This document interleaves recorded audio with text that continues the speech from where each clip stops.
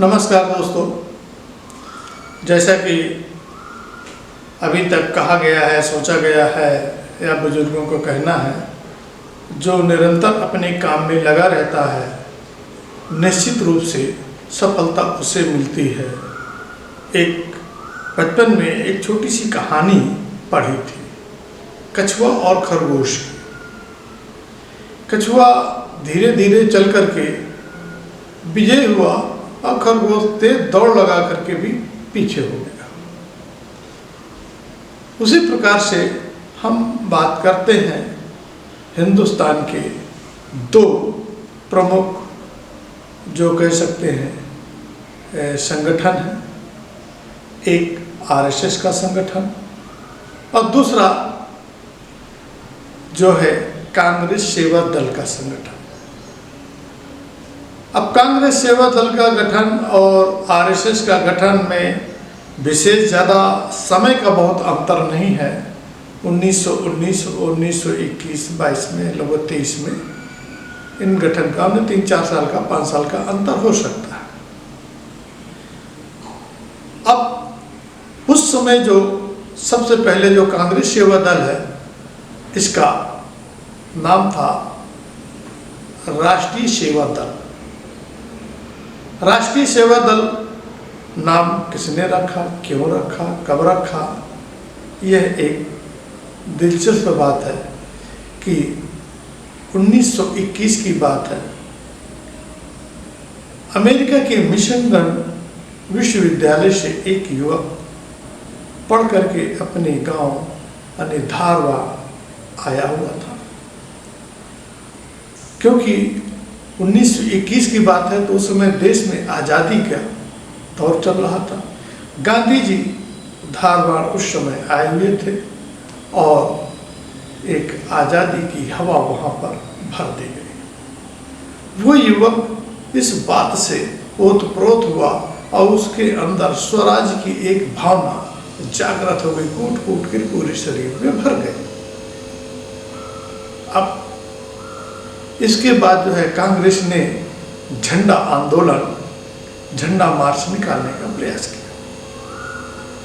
उसमें से वही युवक जो मिशिगन विश्वविद्यालय से पढ़ाई करके वापस हुआ था, वो सबसे पहले तो नागपुर में झंडा फहराता है और इसके बाद हुगली नदी पर झंडा फहरा देता है। इस प्रकार से उस पर ब्रिटिश गवर्नमेंट ने मुकदमा दर्ज कर दिया, जेल भेजने की तैयारी कर दी। यद्यपि न्यायाधीश ने उन्हें माफ़ करने का निर्णय लिया था, लेकिन उन्होंने माफ़ी नहीं मांगी, जेल जाना उचित समझा। उस युवक का नाम था डॉक्टर नारायण सुब्बाराव हार्डेकर। फिर इसके बाद जब 28 दिसंबर 1923 को आंध्र प्रदेश के काकीनीड़ा में एक कांग्रेस ने बैठक की थी और उसमें हार्डेकर को इस वक्त बुलाया गया था और उनसे एक बल्कि कह सकते हैं निर्देश दिया गया कि आप एक युवाओं की टोली बनाएं, अनुशासित टोली, और उन्होंने वो करके दिखाया। फिर इसके बाद सरोजिनी नायडू ने कांग्रेस राष्ट्रीय सेवा दल का नाम बदल करके हिंदुस्तानी सेवा दल कर दिया गया। हिंदुस्तानी सेवा दल की जैसा गठन होता है, नाम परिवर्तित होता है, उसका नेतृत्व स्वयं पंडित जवाहरलाल नेहरू ने की थी, बैठक अध्यक्षता की थी। तब हार्डेकर जी ने एक युवाओं की टीम तैयार करके देश के आंदोलन में, और यह सच ही है कि जिस देश में, जिस संगठन में और जिस समुदाय में अधिक युवा होता है, उसकी ताकत बढ़ती है।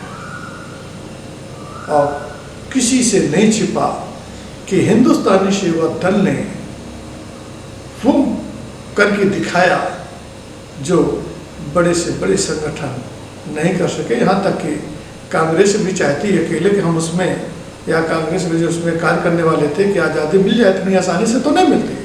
वो सिर्फ और सिर्फ हिंदुस्तानी सेवा दल की बदौलत ही मिल पाई है। अब आरएसएस की बात अगर करते हैं, आरएसएस उसी समय उनका भी उद्गम हुआ था और तब से वो अपनी सोच को निरंतर, क्योंकि उनकी एक सोच थी हम भारत को हिंदू राष्ट्र बनाएंगे, और उस समय से उन्होंने बराबर लगातार मेहनत करते गए और अपनी शाखाओं को बढ़ाते गए बढ़ाते गए बढ़ाते गए। अपनी मिशन से वो कभी पीछे नहीं हटे। नतीजा कि आज भी आरएसएस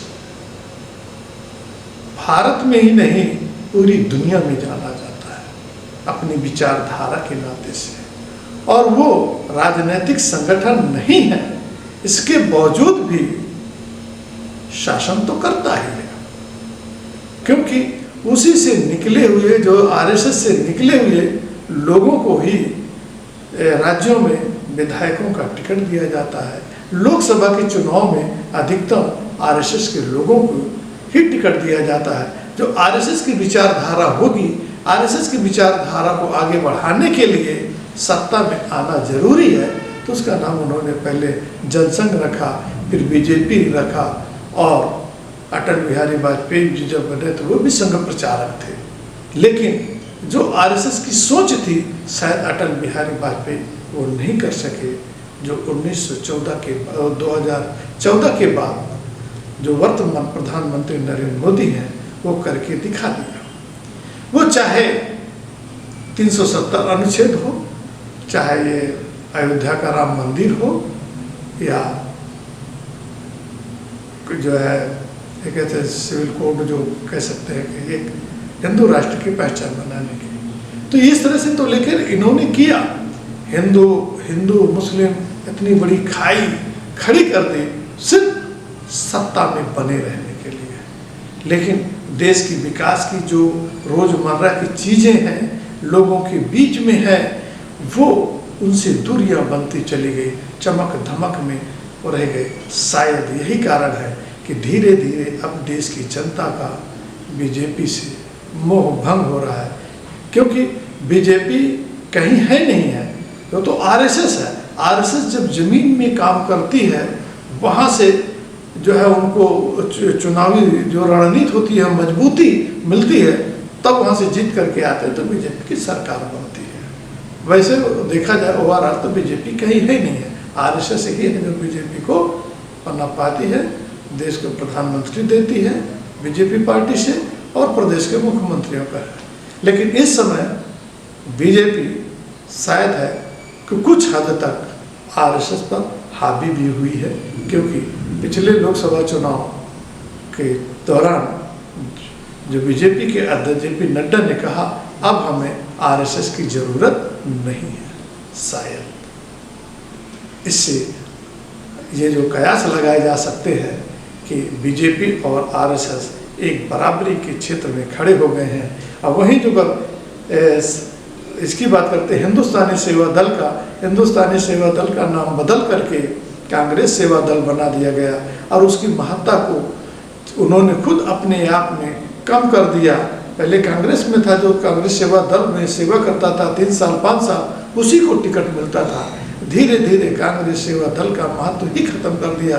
केवल कांग्रेस सेवा दल का, उस सेवा दल का मतलब सिर्फ कांग्रेस की सेवा करना है, जनता के बीच में जाने की जरूरत नहीं है, जनता से संपर्क में रहने की जरूरत नहीं है। शायद यही कारण है कि कांग्रेस सेवा दल की और कांग्रेस की आज देश में ये स्थिति हो गई है। राहुल गांधी प्रयास भरसक प्रयास कर रहे हैं, उनकी सोच की, उनके कार्यों की जितनी भी सराहना की जाए वो कम है, लेकिन जब तक पूरी टीम संगठित होकर के काम नहीं करेगी तब तक सफलता नहीं मिलेगी। जय हिंद, जय भारत।